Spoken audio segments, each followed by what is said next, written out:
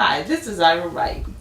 This is my final project for Lighting 2, and I'm happy to have Sharon with me, local radio broadcaster and assistant program director of KKNO 750 radio station in New Orleans, Louisiana. Thank you for sharing with us this morning. Thank you so much, Julara, for having me. Devron, can you tell us how did you get into broadcasting? Well, I started about 16 years ago. I've always had the love and a passion for television news. Actually, that's what I went to school for. I obtained a BA degree in print journalism at Southern University, New Orleans, interned at WWL TV Channel 4 in New Orleans, and I started in radio at 12:30 a.m. WBOK. Then I later left and went to 1060 a.m. WLNO, and I'm currently at KKNO 750 a.m. So about 16 years of experience in journalism, but it all started years ago. I've always just had the knack to be in front of the news camera, and of course, unfortunately for me, that never came into fruition. So I ended up getting into radio, and I've just been in radio since, and I love it.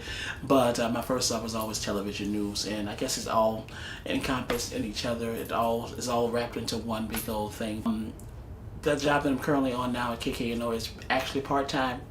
I did it full-time for years, but I'm doing something else. I've gone on to I don't want to say bigger and better things, but I'm going on to making some money. But radio and television has always been my first love, so I will always do it until the day I die. So that's just a little bit about who I am, what I do, and it all started years ago when I was a child. Get in front of the camera with a hairbrush and act like I'm reporting in front of thousands of people, and so I've just followed that dream up until where I am today. Very nice. So what advice would you have for other people that are interested in becoming a radio broadcaster? Well, one of the things I would say is start out very early. One of the things for me, I did start out really young. I was like one of the youngest announcers, personalities in the city of New Orleans. I was like 18 or so, 17 or 18 when I first started. And I would say start out and know what it is that you want to do and go for it.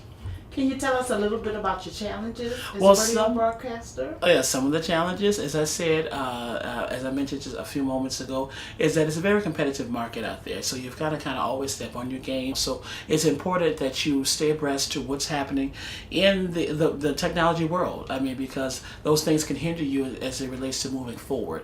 You know, we're going to so much digital now, and so it's important that you know about digital media. It's very important. So I think one of the challenges would be is to make sure that you stay abreast of what's happening and keep competitive with your competitors, because I'll tell you, it's a very hard world out there in the media industry, and they will bump you if you're not up to par.